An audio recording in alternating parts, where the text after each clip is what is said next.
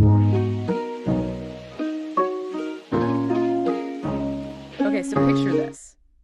You've done it. You got the qualifications, maybe the license. For one of those jobs everyone talks about, a freedom job. Right, like being your own boss. Good money potential. Exactly. Think like a licensed home inspector. You could make what, 3, 4, maybe $500 an inspection. Potential for 6 figures, no traditional boss. Sounds amazing. It does. But then the phone isn't ringing off the hook. The big money isn't exactly rolling in. So what gives? What's missing? Well, that's what we're digging into today, isn't it? This whole idea of work ethic, especially when the structure isn't imposed on you. Right, when you have to bring it yourself. Precisely. Yeah. And we've got some interesting angles on this. First, there's this whole public debate, you could say, about generational differences in work ethic. Lots of focus on Gen Z, some strong stereotypes flying around. Yeah, I saw some of that. And then second, we have a source that really explores the kind of drive and, frankly, self-management you absolutely need to succeed in those freedom jobs where, you're the one in charge. Okay, let's start with the generational stuff, because there was that pretty wild story, right, from an Indiana Dollar Tree. Oh, yeah. That definitely made some noise. The manager there put up a sign. I think we have the, quote, "Help wanted, but only for boomers and not Gen Z because, quote, don't know what work actually means." Wow. Yeah, pretty direct. And apparently it didn't stop there. The source mentioned complaints about, like, cashiers quitting because their boyfriends couldn't just hang out during their shift. Seriously? That's what was reported. And the sign finished, "Don't hire Gen Z. They don't know what work actually means. Now hiring baby boomers only. Thanks." Okay. That's quite a statement. It really is. And you saw the reaction, right? In the YouTube source we looked at, it definitely provoked a lot of discussion. Dollar Tree, the corporation, stepped in pretty quickly. They had to, I imagine. Yeah, the manager was let go, and the company put out a statement saying, that sign didn't reflect their values. But it clearly tapped into something, some existing, maybe stereotypical ideas about younger workers. And it wasn't just that one manager's outburst, was it? The YouTube clip also had a professor, John, talking about his students. That's right. He shared his perspective on his Gen Z students. He used words like lazy, less motivated, kind of only interested in themselves, said they needed to socialize more. Specific examples? Yeah, he mentioned being consumed by their phones, not really engaged during class presentations, a sort of general lack of focus on learning seemed to be his point. Okay. That sounds concerning from a professor's viewpoint. It does. And it's important. He did add a qualifier. He said something like, not generalizing that all students are like that, but a lot of them are. Right, acknowledging it's not everyone. Exactly.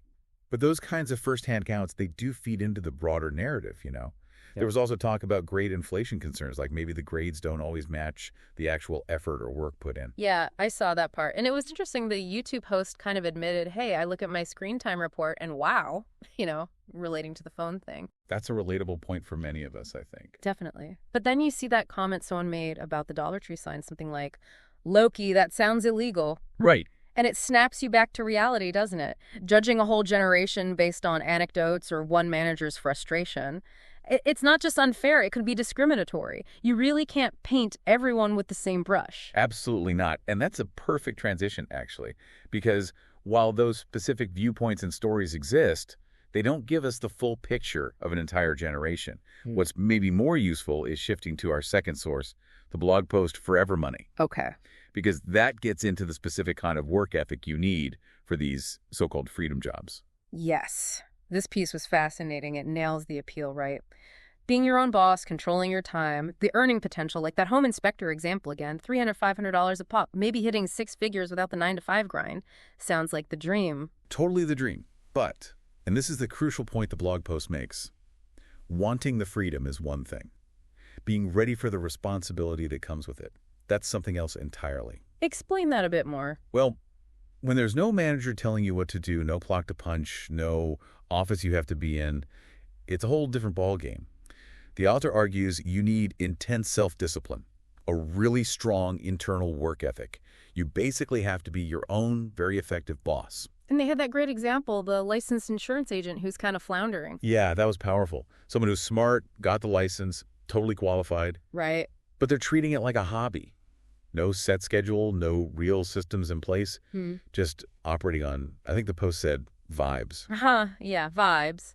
Not exactly a solid business plan. Not really. And this leads into that comparison with the successful real estate agent, referencing insights from Mike Ferry, the real estate. Right, the contract. Exactly. Yeah. You've got two agents, same license, same market opportunities. But one is struggling because there's no structure. Yeah. Their day is like leisurely coffee, wander into the office, chat a bit, mostly unproductive stuff. Wasting time. Pretty much. Whereas the other agent, the successful one, treats it like a serious business. They have systems, focus on income-generating activities, and guess what? They close way more deals. It really drives home how vital it is to build your own structure when nobody else will. The Post asked some sharp questions, didn't it? Like, what time do you actually start working consistently? Mm-hmm. And when do you check emails? Do you have a set time for prospecting, for finding clients?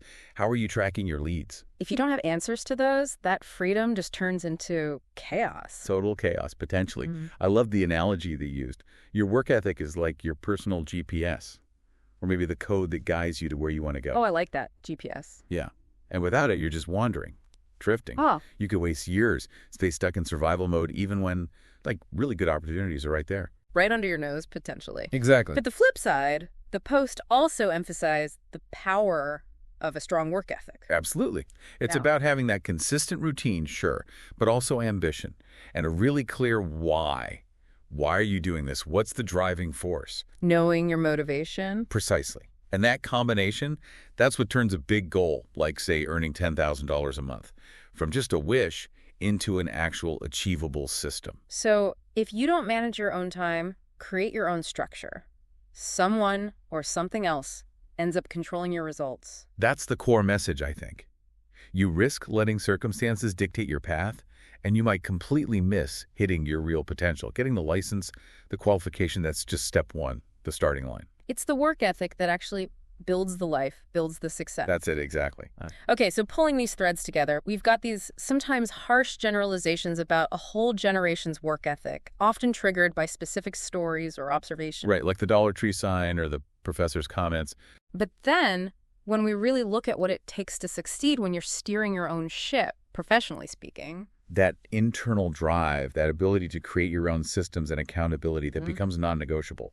It's absolutely critical. so while the generational debate might make headlines, the fundamental need for a strong work ethic, personal responsibility, building routines, consistent effort that seems universal, especially in these freedom roles.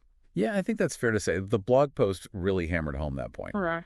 Real freedom in your work life demands a serious level of personal responsibility and self-management. They go hand in hand. It definitely leaves you with something to think about for yourself. Consider your own routines, your own systems, or maybe the lack of them. Are you really managing your freedom, or is the lack of structure kind of managing you? What's maybe one small thing, one adjustment you could make even today to strengthen your own work ethic GPS, as you called it? That's a great question to ponder. Yeah. It's worth reflecting on which perspective here resonated most, or how you see this playing out, either in your own life or just observing the world around you.